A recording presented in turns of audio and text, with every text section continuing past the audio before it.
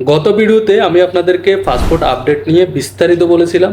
তো ওই ভিডিওতে আপনারা হিউজ পরিমাণের কমেন্টস করেছেন যে আপনারা আপনাদের যে পাসপোর্ট রয়েছে সেই পাসপোর্ট আসলে কোথা থেকে আপডেট করতে পারেন, এবং আপনারা এটাও কমেন্টস করেছেন যে আপনাদের ভোটার আইডি অথবা আপনাদের জন্ম নিবন্ধনের সাথে আপনাদের পাসপোর্টের নাম অথবা বয়সের সাথে ম্যাচ করে না।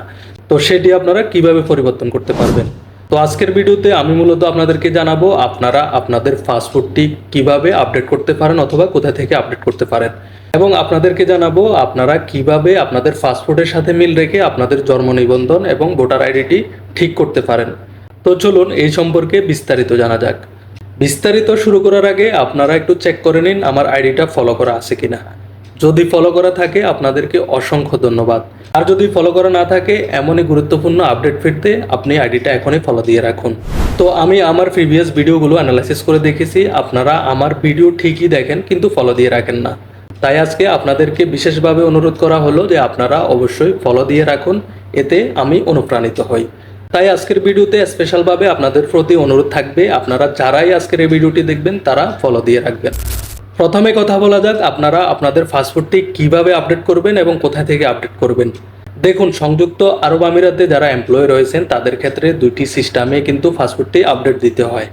একটি হচ্ছে লেবার সিস্টেম আর একটি হচ্ছে ইমিগ্রেশন সিস্টেম। তো বর্তমানে যেহেতু ইমিগ্রেশন এবং লেবার সিস্টেম একটা আরেকটার সাথে লিঙ্ক করা, সেহেতু প্রথমে আপনার পাসপোর্টটি লেবার থেকে আপডেট করতে হবে এবং লেবার থেকে আপডেট হয়ে যাওয়ার পর আপনি ইমিগ্রেশন থেকে আপডেট করতে পারবেন। গত ভিডিওতে অনেকেই কমেন্টস করেছেন অথবা অনেকেই আমাকে মেসেজ করেছেন যে তাদের পাসপোর্টটি আপডেট হচ্ছে না, রিজেক্ট হচ্ছে ইমিগ্রেশন সিস্টেমে। তো তাদেরকে সহ আপনারা যারা এই সমস্যায় ভুগতেছেন তাদেরকে বলবো আপনারা প্রথমে আপনাদের লেবার সিস্টেমে আপনার পাসপোর্টটি আপডেট করে নিন।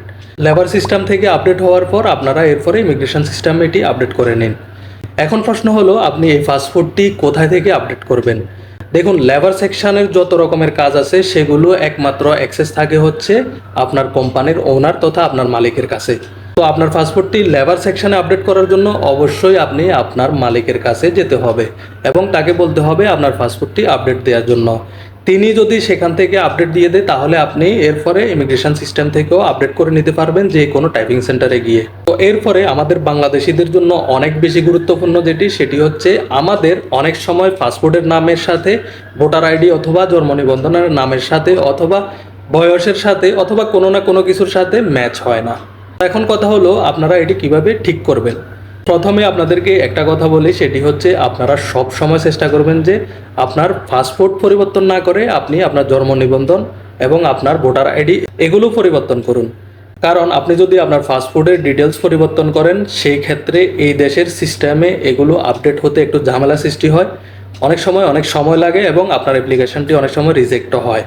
তো এই সংক্রান্ত সমস্যায় যিনি আছেন যারাই আছেন তাদেরকে আমি বলবো আপনারা আপনার পাসপোর্টটি ঠিক রেখে আপনি আপনার জন্ম নিবন্ধন এবং ভোটার আইডি সেটি পরিবর্তন করে নিন পাসপোর্টের সাথে বরাবর রেখে। তো এখন কথা হলো আপনি সেটা কিভাবে করতে পারেন।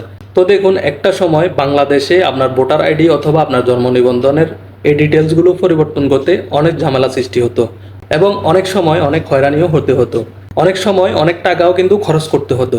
কিন্তু বর্তমানে সব কিছুই অনলাইন সিস্টেম, বর্তমানে অনলাইন হওয়াতে এটি অনেক সহজ হয়ে গিয়েছে।